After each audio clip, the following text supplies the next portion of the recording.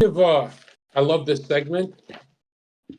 We're so good at this, but I carry this because every segment I do, I give horrific advice as like, if you give too much cookie cutter, they go crazy. So I give the crazy answer too. Can I give the crazy advice? Yeah, go for it. Okay, now I'm not saying you do this, right? We're just exploring here. Let's just ride the wave, chat. I kind of, in a weird way, one of the healthiest things that go off in my head is it's okay to kind of go crazy.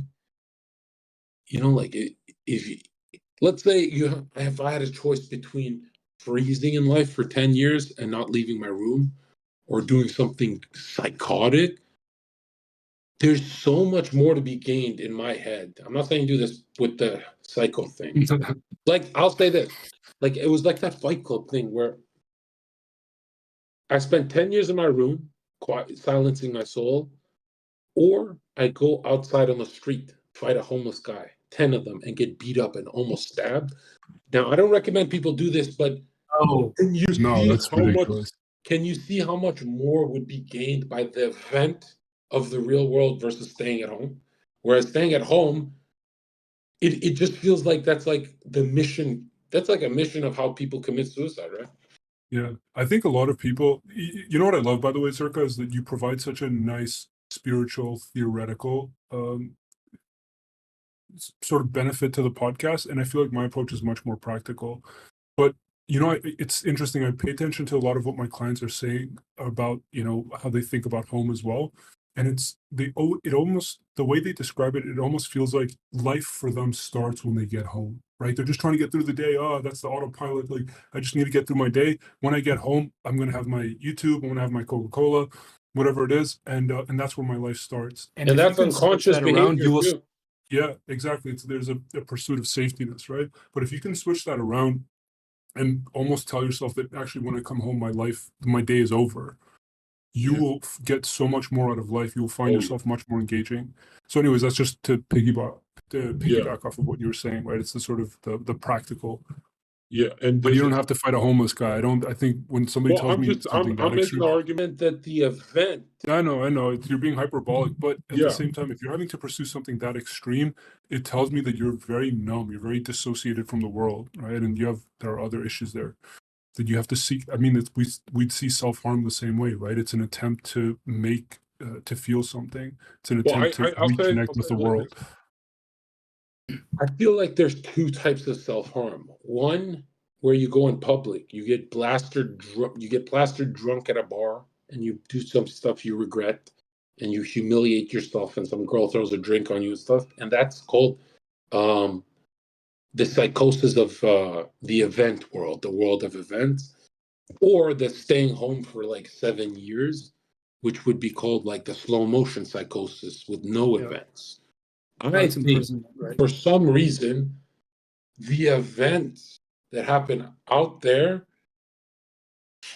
that stuff is way more impactful than the stuff that happens internally in your own home where you're safe. That's why I think a lot of those prisoners go back to prison because they can't handle the internal world, their own house, their own responsibilities. They're going crazy. And so they go into the external of the prison. It's someone else's world. And now they feel relief. Whatever happens. It's not on me anymore. Right. The control is back with the institution, right? With the prison. Yeah. I mean, we talk about that in existential therapy, right? One of the existential fears that we have, alongside death anxiety and meaninglessness and isolation, is existential freedom, that we have ultimate control over our lives. And that scares people so much that they will put themselves in positions to be imprisoned and at least take that burden off of themselves, put it on the government, put it on somebody else. I think a lot of people vote that way too, right? Where, you make the government your God, you make the government your dad, you make the government your employer. But I'm making the argument I'm making the argument that going and getting drunk at a bar is immensely more healthy than drinking at home alone where you're safe for 10 years. And no one's ever made this argument before, but I just feel like that chaos the nature, the unconscious part that is missing when you're at home alone. That's what you want, because really it's like the sense of self when you're looking for identity. It's the hero's journey, and the Yeah. hero has to leave. Like they have to leave home. And you only find yourself in moments of great conflict, right? The qualities around perseverance, around resilience are only And brought foreign, up in. and foreign. Say again? You only find Foreign? yourself in foreign experiences. It's never home No, experience. I'm saying you find yourself. You understand the values, the qualities, the strengths that you have only in conflict, right? Only in that kind of situation. I know No, you're but being hyperbolic, but I making, see what you're saying. I'm making the argument that world with strangers that minimizes your control of your day versus having Yeah. wine at home with your cat, right?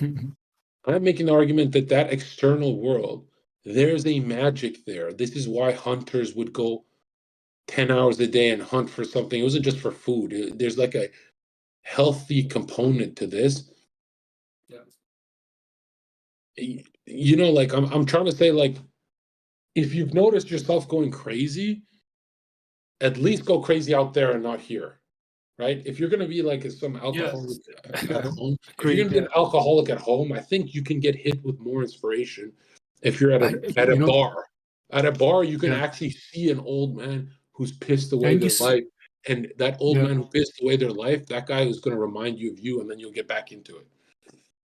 You slow life down as well. I noticed I had a client once. This was one of the scariest experiences I've had as a therapist. And he told me that he started drink. He was 35, and he told me he started drinking when he was 20. And he couldn't tell me about a single thing he did in the last 15 years of his life because his life revolved around going to work, coming back, and then getting drunk at home and Can I watching push TV. now? So Can I give 15 years of his life Can I disappeared. give some bad advice? Mm. I want to give more bad advice. All right. When I look back on my life, for most people other than me, sometimes I think, alcohol lowers inhibition, makes people more brave somehow, right? And that's why people get knocked out at bars. I really think the youth needs that. Not that they need alcohol, but if you're gonna have some stupid vice like shrooms, like this, like acid, That's at the least dumbest shit I've ever heard in no, my but life. at least have that one that has a social component, a bar.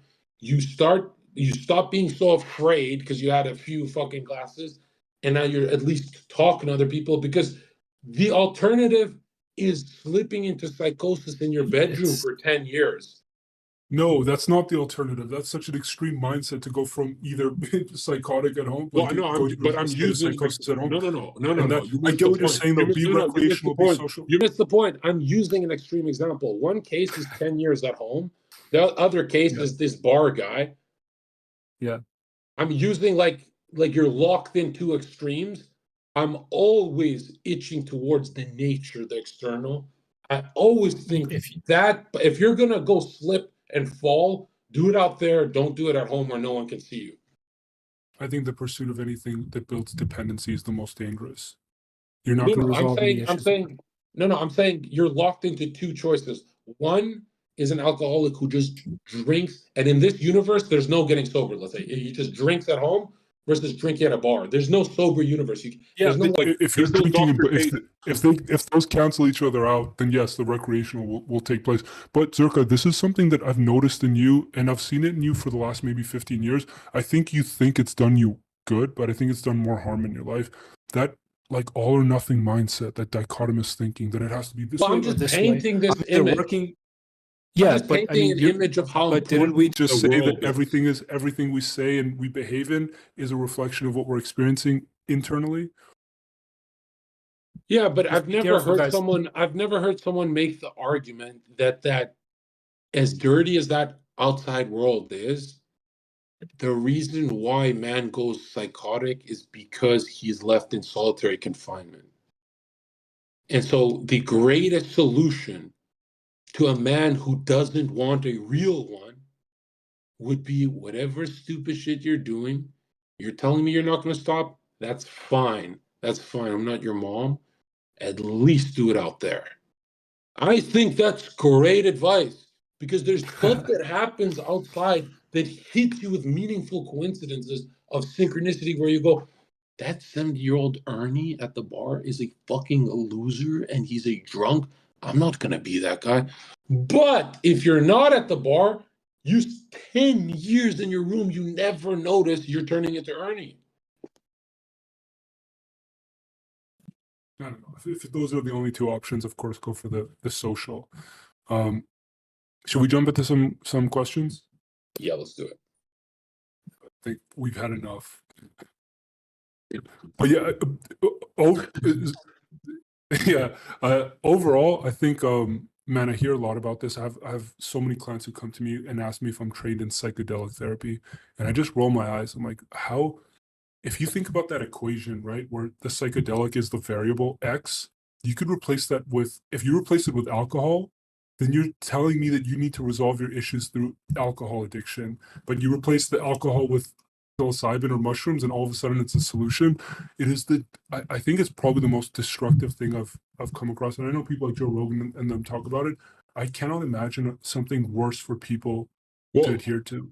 There's people who swear by like I felt the same way. I like went on this crusade against shrooms, but then there are cases where they do it once and their unconscious becomes conscious. And I think Jake Paul talked about how Literally impossible. Literally impossible. I mean, Jordan Peterson, before he became successful, went on a mega dose, and he attributes his success to that. I've never done psychedelics, but apparently that Jung said it best: "Be careful of unearned wisdom," and that's what shrooms is.